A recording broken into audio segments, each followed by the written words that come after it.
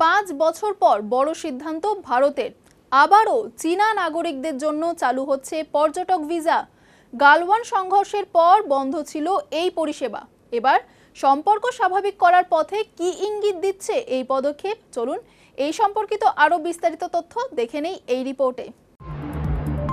প্রায় 5 বছর পর গুরুত্বপূর্ণ সিদ্ধান্ত নিল ইন্ডিয়া। কেন্দ্রীয় স্বরাষ্ট্র মন্ত্রক জানিয়েছে, এবার থেকে আবার চীনা নাগরিকদের জন্য পর্যটক ভিসা দেওয়া শুরু হবে। চায়না ও হংকং এর নাগরিকরাও এই সুবিধা পাবেন। 2020 সালের গালওয়ান ভ্যালি ক্ল্যাশের পর দুই দেশের সম্পর্কের টানাপোড়েনের কারণে এই ভিসা পরিষেবা বন্ধ ছিল। নতুন সিদ্ধান্তে সেই স্থগিতাবস্থা কাটতে চলেছে। বিশেষ করে বৌদ্ধ তীর্থযাত্রী এবং চীনা কূটনীতিকদের পরিবারের সদস্যদের জন্য ভিসার নিয়ম কিছুটা শিথিল করা হয়েছে।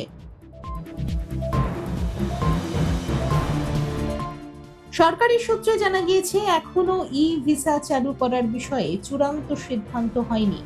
তবে নিয়মিত পর্যটক ভিসা দেওয়ার প্রক্রিয়া শুরু হলে দুই দেশের মধ্যে যোগাযোগ আরো বাড়বে বলে আশা করা হচ্ছে। এর আগে 2025 সালের জানুয়ারিতে ভারত ও চীনের মধ্যে সরাসরি যাত্রীবাহী উড়ান চালু করার বিষয়ে চুক্তি হয়। পাশাপাশি দীর্ঘদিন বন্ধ থাকার পর কৈলাস মানস সরোবর যাত্রা আবার শুরু হয়েছে।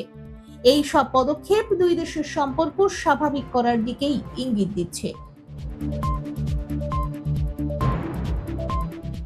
তবে বিদেশে পর্যটকদের জন্য কিছু নিয়ম কঠোর থাকছে। ভারতে প্রবেশের সময় বৈধ পাসপোর্ট ও ভিসা বাধ্যতামূলক। এছাড়া পর্যটক ভিসায় কেউ স্যাটেলাইট ফোন বহন করতে পারবেন না। এমন কিছু পাওয়া গেলে তা বাজেয়াপ্ত করা হবে এবং আইন অনুযায়ী ব্যবস্থা নেওয়া হবে।